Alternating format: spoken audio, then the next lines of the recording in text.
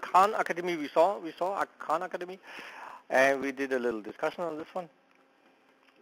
Now the e-learning idea, that's basically what we had talked about before, just now in our activity. The nice thing is you find good teachers in the world out there. Yeah? They are there, and it's so much easier to find them in YouTube than to go out and look for them. And if you have good teachers and they do good presentations and you find that's the best thing that can happen. And the second thing is the learning activity, and that it has been proven by all kinds of studies, is a social activity. It means it's much easier to learn in a social context. And as Mr. Khan was actually telling it, we're doing it exactly the wrong way. Yeah? When we are in a social group in the classroom, we have this broadcast medium. That's not really learning, that's just listening. Learning is doing stuff. So if we're in the labs, if we're in the practicas, if we do stuff, that's when we actually use this social activity, where we interact with colleagues, with friends, with other students. The reading thing or the watching videos, this is something we can do at home. And so I really like this idea that, you know, the social activity has to happen in school, and the broadcast stuff, that has to happen at home in front of the computer monitor, if you stay with the computer monitor. Yeah, right. And so there have been very famous people also. For example, Richard Feynman. I'm not sure if you know Richard Feynman. He's a Nobel Prize winner, physicist, has given extraordinary lectures in the 1960s, and they have been recorded. And so being able to watch this great person, also being a great teacher, and watch him deliver physics lectures is so exciting, whereas if you had somebody else who doesn't have that excitement, then that may not be quite as well. So now we can access great thinkers and also great teachers. But not all great thinkers were great teachers. So for example, Albert Einstein was being said to be a horrible teacher. Yeah. So just being a good researcher doesn't necessarily mean you're a good teacher. So that's a different quality. But earlier on, only Caltech students could listen to Feynman. Now everybody can listen to Feynman. And I give you the link, and so you can listen to him in case you're interested in physics, right? Okay, so for this in general, we not only have YouTube, but there's also iTunes and other podcasts. And here I've collected a couple of different websites for you. For example, there's one my kid really likes. It's called Wissen macht A, which is a TV show. I'm not sure if you have seen that, but he has watched all the videos online, right? And so this is cool. Now, there's a former colleague of mine from Berlin, HTW in Berlin. He has given his courses and he has put them online, so if you like, you can check that out. The students really like it, and the consequence was that they asked all the other professors to also put their videos online. So the other professors were kind of not so, they didn't like the idea so much. I'm trying to follow his example. Yeah. But not only we are doing that, and actually other universities have started that, like Stanford and MIT, and they have their own little channels, so you can go to YouTube and look at the channel for Stanford or MIT and see what lectures they have offered. It's not as many as you probably would like, but there's quite a couple of them. There have been, so to say, search engines, if you want to call them, where they collect the lectures from different universities. One is this Academic Earth, which was quite popular. Now there's this Coursera, and I guess this is probably the website your colleague here would be interested in. This is something like where you find all the different universities giving. So you look for something on cryptography, you would go there, and then they would have a course on cryptography, yeah, and so on. So you should definitely check that out. There's also, this is more of a real search engine where you can type in your searches.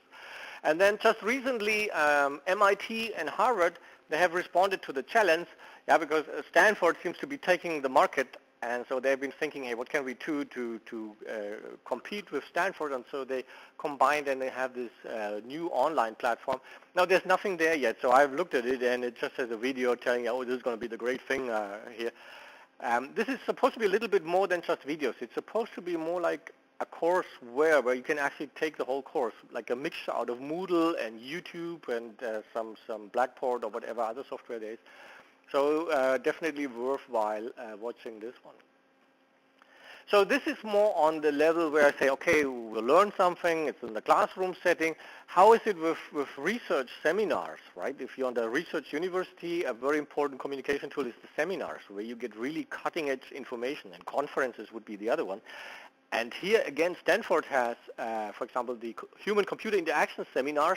They have them for the last 4 or 5 years, put all these seminars online, and you should definitely take a look at that. There's great people, great researchers, like in the HCI area. There's other areas where you can get to the level of the cutting-edge research, which, here you would never hear any of these speakers. They would never come here, right? But here they go to Stanford, and going to YouTube, you can listen to what their ideas are, be inspired by the great thinkers of our time. And so that's something you can do either here at the Stanford seminars or similar seminars with other universities, or at TED, which you've seen. I love TED, yeah, because I've been showing you quite a couple of videos from TED.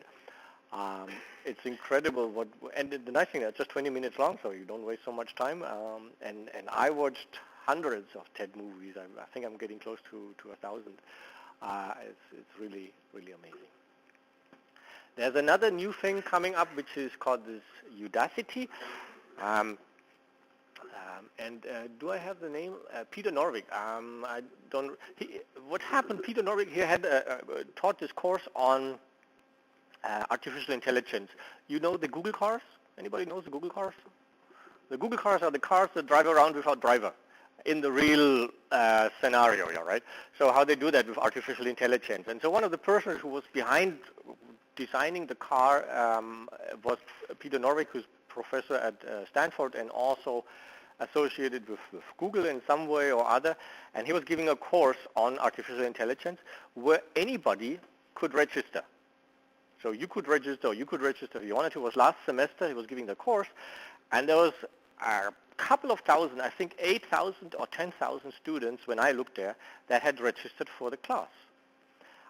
And not all of them were taking it, but a significant number were taking the course. So you have 1,000 or more students, well, 5,000 students taking a course being taught by one of the prime investigators in artificial intelligence, and it was a complete success. And then he said, well, 1,000 is cool, 10,000 is cool, 100,000 or a million would be even cooler, right? And this is the idea behind Udacity. The idea here is to get the best teachers and researchers in a particular field and prepare courses to be delivered to 10,000, 100,000 students at the same time. And so I'm really looking forward to this thing becoming very popular. And I want to take courses there, right? I want to get a second, a third, and a fourth degree, right? I think this is going to be amazing. Right. Then naturally, if we talk about teaching, we have to talk about Moodle or any of these platforms. They're all very similar. The nice thing about Moodle, it's free. I personally have a hard time using Moodle. It has a very awkward interface. That's one thing, and it's a little slow, and I don't really know what to use it for, where I think other tools are much more efficient. But maybe we can have a little discussion, and you can tell me a little more about your experience with any of these online tools. So here they can use that for assignment submission, for discussion forums. I basically use it to upload my lectures. You're supposed to be able also to use it for grading, so you can read the papers and grade it. You can do instant messaging. I've never used that. Anybody use instant messaging with Moodle? There you can have college-wide announcements, and you can have these online quizzes, and there's also Wiki, but that Wiki is very hard to use. Has anybody used the Wiki on Moodle? I mean, you may think Wikibooks is bad, but this Wiki is currently hard to use. So I think it's a great idea, but it's so hard to use that it just is not useful. Let's see what MIT and Harvard come up with. So there's other ones. There's one called Blackboard, which costs money, and there's a whole bunch of people in that area. Another one concept I want to talk to you about is video conferencing. And there's one called Adobe Connect, and we have an account, and I want us to use that. And remember, we have to, one course we didn't have because I was stuck in traffic, and I wanted to offer to you to have a virtual class. And for this one, we're going to use this Adobe Connect. the nice thing is everybody just uses a browser. So all you need is a browser that has Flash, and I guess anybody who cannot get Flash running on their computer. Right. And you don't need a fast connection, so this is fine. And it works much better than Skype. We used to do conference calls on Skype, and with many people doing video stuff on Skype, that was not so good. But this Adobe Connect is wonderful. It's really cool. I have used it for 5 and 10 students. I have not used it for 30 students. So it would be just an interesting experiment to see if you can do a complete class with using Adobe Connect. And so basically, you can share the desktop, you can have video coming across, and that's what I want to try. And there's a little thing, and you can watch the movie just to see on how this works.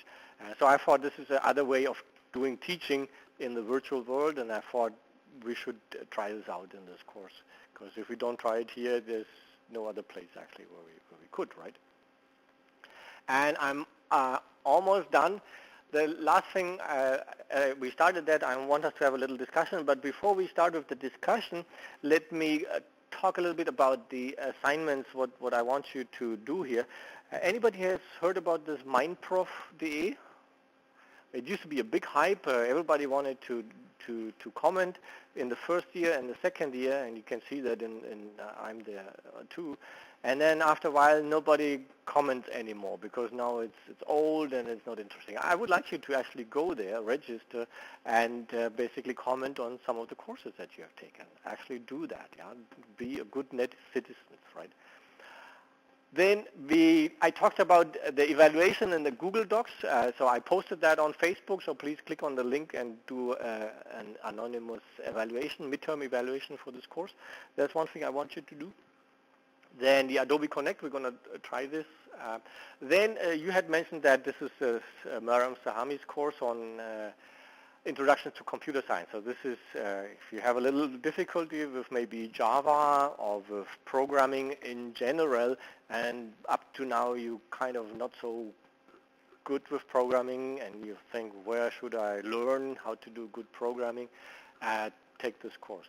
It's a wonderful course. It's the best course ever. It's a first semester course, and but after that, you know basically almost everything you need to know for computer science. Actually, it's not quite like that. There's a second course which is taught by, what's her name? I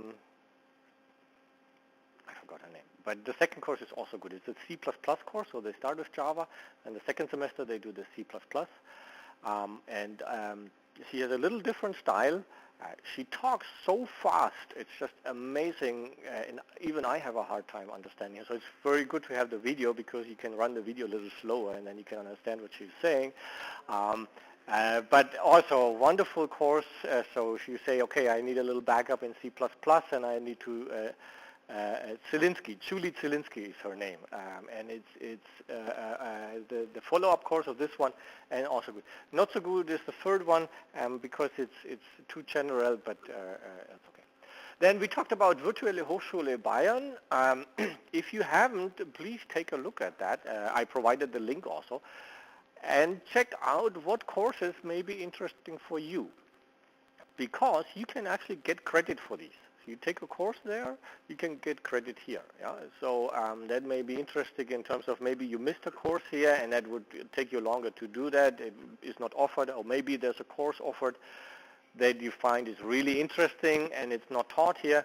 Or like with the WPF courses, the VPF courses, you can probably replace that by one of these courses, and you should definitely check that out for that. And then there's another exercise which is here on Web 2.0 and emerging technologies. This is a course also which is available online, and I got a couple of ideas from that place. Please take a look at that and see what that could do for you. Okay, now we have about 15 more minutes left, and really at this stage I would like to talk a little bit about this critical look. I would like us to take, remember what we set out to. Let me stop this. Now,